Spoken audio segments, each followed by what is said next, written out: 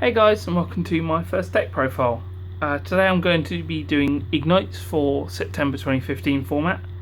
I really wanted to optimise the deck as far as it came towards first 1086s at 4 and 5 materials, abusing Royal Magical Library more so, and trying to fix brick hands that can happen in some of the other builds. Before I actually get into the build itself, if you don't know anything about Igknights, they're a vanilla pendulum archetype. They run quite a bit differently from what you may have seen before of vanilla pendulums.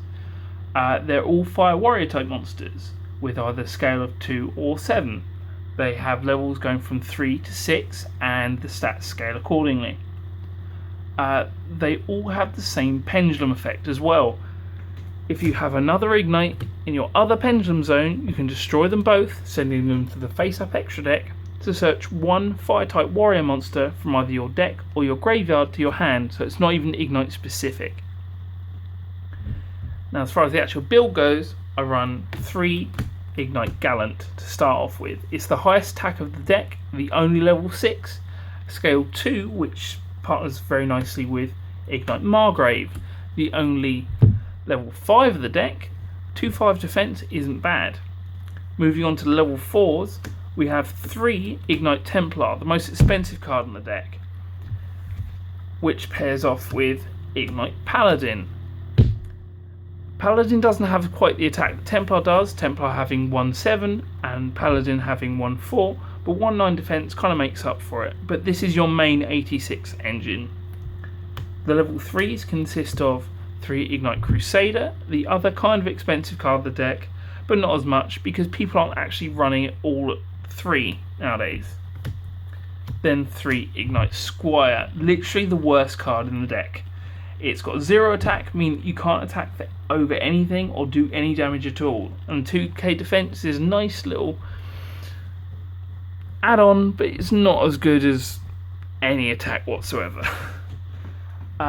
Moving on to the only other monster that I run, which is 3 Royal Magical Library. You abuse the hell out of this card using Ignites, because every time you activate a spell card and therefore a pendulum card, you get to put 1 spell counter on this card, and you can remove 3 to draw a card, which is fantastic, especially considering that it's not once per turn, which means that you can run quite a heavy spell lineup, starting off with 3 Upstart Goblin. I really specifically like draw cards, especially the spell draw cards, because it allows you to genuinely plus off Royal Magical Library, giving you a larger starting hand as well as getting the general process and cycling through the deck that draw cards can offer.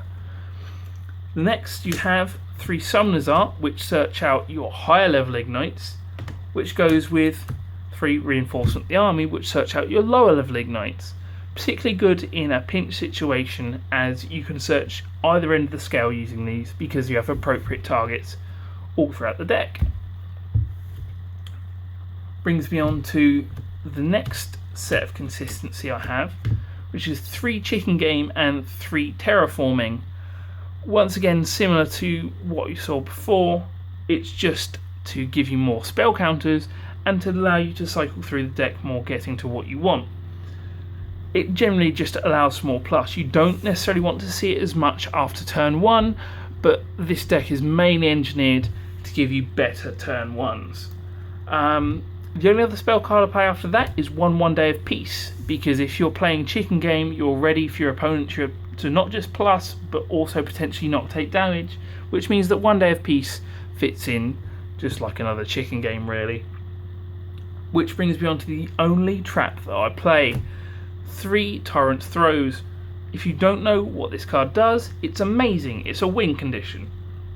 You tribute 2 normal monsters that aren't tokens, and neither player can normal or special summon effect monsters. They can still set them, but a lot of the time it just means that you can play and they can't, because all of the Ignites are vanillas. Generally, I tend to find that it's an either MST or lose situation.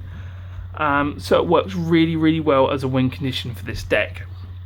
Moving on to the extra deck, because that totals up 40 cards, we have the first one, which is the only rank 3 I run, and I believe it's the only rank 3 you need It can be used both offensively and defensively, and it can make use of some of the level 3s that you don't necessarily want for anything else.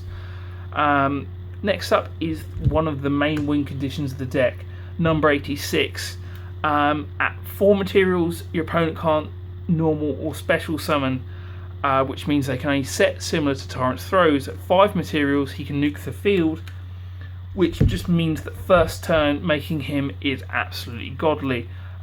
His 3 material effect is he's unaffected by all card effects.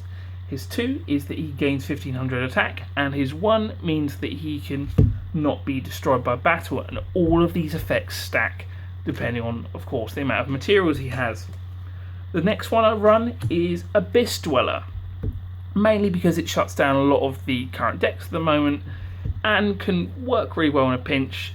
Say for instance versus Necroths or Necloths, I don't know, because both Igknights and Necloths can use resources late in the game and recycle quite a lot. Dweller can lock them out at least for 1 or 2 turns. Exciton works particularly well in this deck because you can end up with Exciton on board, a scale in hand, and just a shit ton of resources in your extra deck, meaning that you get to nuke the field, set a pendulum scale, and bring back everything that you want. Next up is Castell, which is just spot removal. It's generically good. And Excalibur is your out towers and just more damage on board. He's very easy to make in this deck, so there's no reason not to run him. Kangorgan works very well specifically with Tyrant's throws because it can stop Tyrant's throws from being MST'd and redirecting it to either your opponent's back row or your pendulum scale. Next up is Gemknight Pearl. It's the only extra deck monster you have that can be summoned under Tyrant's throws because it's not an effect monster like the rest of them. And at 2/6, it's a bigger body than what your opponent can get on board. Artifact Durandal, my first rank 5.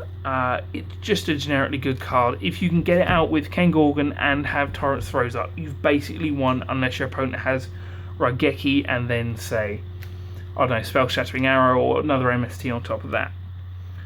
I then run 2 level 6 or rank 6 monsters, Photon Stroke Bouncer and Gauntlet Launcher. Most people either run one or the other, however I prefer to run both because Photon Stroke Bouncer is better as a defensive card, whereas Gauntlet Launcher is more used for the OTKs. I do believe that it's well worth running both. Bringing me on to my first combo, which is Volcasaurus and Gaia Thundercharger. It just works so well because you can use against so many decks and deal a lot of damage. Volcasaurus is going to pop one monster and deal some damage, and then Gaia is going to finish them off, usually ending up, if you play it well, for about 5k damage, which is really quite good.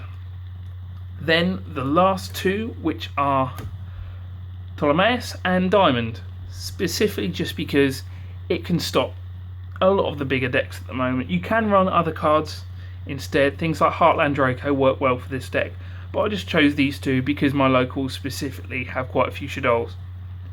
I will have a deeper explanation of the deck in another video that I should be posting soon, but this is the bare bones of the deck. Thank you very much for watching.